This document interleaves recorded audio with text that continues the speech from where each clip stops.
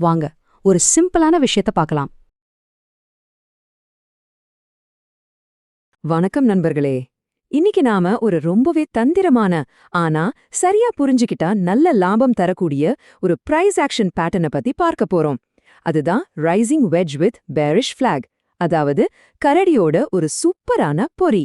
வாங்க இந்த மார்க்கெட் ட்ராப்ப எப்படி ஈஸியா கண்டுபிடிக்கிறதுன்னு பார்க்கலாம். நம்ம எல்லாருக்கும் இது நடந்திருக்கும் இல்லையா? மார்க்கெட் நல்ல மேல போயிட்டு இருக்குன்னு நினைச்சு என்டர் ஆயிருப்போம். ஆனா அடுத்த கொஞ்ச நேரத்திலேயே நம்ம வாங்கின இடத்துக்கு கீழே போய் நம்மள பதற வச்சிரும். இந்த மாதிரி திடீர் சரிவுக்கு பின்னாடி ஒரு முக்கியமான காரணம் இருக்கு. ஆமாங்க, அதுதான் உண்மை. அது மார்க்கெட் நமக்காக செட் பண்ண ஒரு பக்கா ட்ராப். ஆனா கவலைப்படாதீங்க, இனிமே அந்த வலையில நாம சிக்க மாட்டோம். பதிலா அந்த வலையையே எப்படி நமக்கு சாதகமா மாத்தி லாபம் பாக்குறதுன்னு நான் உங்களுக்கு தெளிவா சொல்லித்தர போறேன். சரி, வாங்க இந்த பொறி எப்படி உருவாகுதுன்னு ஸ்டெப் பை ஸ்டெப்பா பார்க்கலாம். எல்லாமே ஒரு பாசிட்டிவான ஏற்றத்துல இருந்து தான் தொடங்கும். ஆரம்பத்துல சார்ட்ட பார்த்தா எல்லாமே சூப்பரா இருக்கும். விலை தொடர்ந்து ஏறிட்டே இருக்கும். பையர்ஸ், அதாவது வாங்குறவங்க, மார்க்கெட்டை முழுசா கண்ட்ரோல் பண்ற மாதிரி ஒரு தோற்றத்தை கொடுக்கும். இதுதான் நம்மள மாதிரி ட்ரேடர்ஸ உள்ள இழுக்கிற முதல் படி. ஆனா இங்கேதான் முதல் வார்னிங் பெல் அடிக்குது. பிரச்சனையோட முதல் அறிகுறிகள் இங்கேதான் தெரிய ஆரம்பிக்கும்.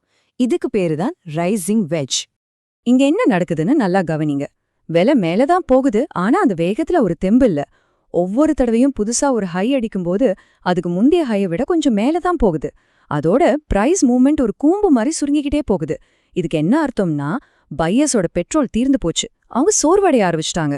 இந்த மொமெண்டம், அதாவது வேகம் குறையிறது தான் இங்க முக்கியமான க்ளூ.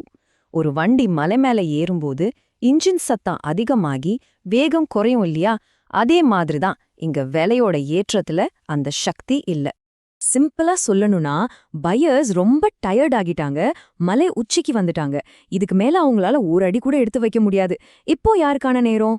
கரெக்ட், செல்லர்ஸ் களத்துல இறங்க இதுதான் சரியான தருணம். ஓகே, பாதி கதை முடிஞ்சுது.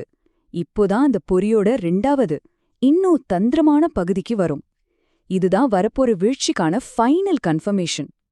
அந்த கூம்பு மாதிரி சுருங்குன இடத்துல இருந்து விலை திடீர்னு டமார்னு கீழ்கோட்டை உடைச்சிக்கிட்ட வேகமா விழும். இந்த முதல் பெரிய சரிவு பாக்குறதுக்கு ஒரு கொடி கம்பம் மாதிரி நீளமா இருக்கும். டெக்னிக்கலா இத போல்னு சொல்லுவாங்க. இங்கேதான் மார்க்கெட் எல்லாரையும் ஏமாத்தும். அந்த பெரிய வீழ்ச்சிக்கு பிறகு விலை லைட்டா மேலே ஏறும். இத பார்த்ததும் அப்பாடா சரிவு முடிஞ்சிருச்சு, மார்க்கெட் திரும்ப மேல போக போகுதுன்னு நிறைய பேர் நினைச்சு வாங்குவாங்க. ஆனா உண்மையில அது அடுத்த பெரிய வீழ்ச்சிக்கு முன்னாடி மார்க்கெட் எடுக்கிற ஒரு சின்ன பிரேக். இந்த பகுதி ஒரு கொடி மாதிரி தெரியறதால இதுக்கு பேருதான் ஃபிளாக். டெக்னிக்கலா இந்த சின்ன ஏற்றத்துக்கு பேருதான் புல்பேக். நல்லா ஞாபகம் வச்சுக்கோங்க, இது ஒரு உண்மையான ஏற்றம் கிடையாது. அடுத்த பெரிய சரிவுக்கான அறிகுறி. இது நம்பிக்கையோட வாங்குறவங்களுக்கு மார்க்கெட் வைக்கிற ஒரு பக்கா பொறி. சரி, இந்த பேட்டர்னை எப்படி கண்டுபிடிக்கிறதுன்னு இப்போ உங்களுக்கு தெரியும். அடுத்த முக்கியமான கேள்வி, இதை எப்படி சரியா ட்ரேட் பண்றது? வாங்க பார்க்கலாம். இங்க நாம அவசரப்படவே கூடாது. பொறுமைதான் நம்மளோட பெரிய பலம். ட்ரேடுக்குள்ள நுழையறதுக்கு முன்னாடி 2 முக்கியமான சிக்னல்ஸ்க்காக நாம காத்திருக்கணும். இதுக்கு பேர்தான் டபுள் கன்ஃபர்மேஷன். இந்த அட்டவணைய நல்லா பாருங்க. முதல் கன்ஃபர்மேஷன், விலை அந்த வெட்ஜை உடைச்சு கீழே வர்றது. இது நமக்கு என்ன சொல்லுது? ஹே, பையர்ஸ் கேம் ஓவர், ஏற்றம் முடிவுக்கு வந்துச்சுன்னு சொல்லுது. ஆனா நாம இங்கேயே என்ட்ரு ஆகக்கூடாது. 2வது கன்ஃபர்மேஷனுக்கு காத்திருக்கணும். விலை அந்த சின்ன ஏற்றமான ஃபிளாகையும் உடைச்சு கீழே வரும்போது அதுதான் 2வது கன்ஃபர்மேஷன். அது நமக்கு என்ன சொல்லுதுன்னா, சரிவு மறுபடியும் தொடங்க போகுது, இப்போ என்ட்ரு ஆகலாம்னு கிரீன் சிக்னல் காட்டுது. அப்போ உங்க முழுமையான கேம் பிளான் இதுதான்.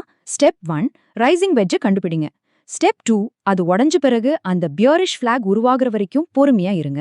ஸ்டெப் 3, அந்த ஃபிளாகும் உடஞ்ச உடனே நீங்க ஷார்ட் ட்ரேட் எடுக்கலாம், அதாவது மார்க்கெட் இறங்குன்னு கணிச்சு பிஇ வாங்கலாம். ரொம்ப ரொம்ப முக்கியமா ஸ்டெப் 4, உங்க ஸ்டாப் லாஸை அந்த ஃபிளாகோட உச்சத்துக்கு கொஞ்சம் மேல செட் பண்ணுங்க. இதுதான் நம்மளோட இன்சூரன்ஸ். ஒருவேளை நம்ம கணிப்பு தப்பானா கூட பெரிய நஷ்டம் இல்லாம நம்மள காப்பாத்தும். சரி, இப்போ இந்த முழு அனாலிசிஸ்ல இருந்தும் நம்ம கத்துக்க வேண்டிய முக்கியமான பாடம் என்ன? இந்த 3 ரூல்ஸை எப்போ ஞாபகம் வச்சுக்கோங்க. 1, மார்க்கெட் ஏறிட்டு இருந்தாலும் அதோட வேகம் குறையுதான்னு பாருங்க. 2, பெரிய வீழ்ச்சிக்கு அப்புறம் வர சின்ன ஏற்றத்தை பார்த்து ஏமாந்துடாதீங்க. 3, ரொம்ப முக்கியமா சரியான டபுள் கன்ஃபர்மேஷன் கிடைக்கிற வரைக்கும் பொறுமையா இருங்க. நிச்சயமா இந்த விளக்கம் உங்களுக்கு யூஸ்ஃபுல்லா இருந்திருக்கும்னு நம்புறேன். மார்க்கெட் எப்பவுமே நமக்கு இந்த மாதிரி பொறிகளை வச்சுக்கிட்டே தான் இருக்கும். ஆனா கேள்வி என்னன்னா, இனிமே அந்த பொறியை உங்களால பார்க்க முடியுமா? கண்டிப்பா முடியும். பயிற்சி செய்யுங்க. அடுத்த முறை சார்ட்ல இந்த பேட்டர்னை தேடி பாருங்க. அடுத்த பதிவில் சந்திப்போம். நன்றி.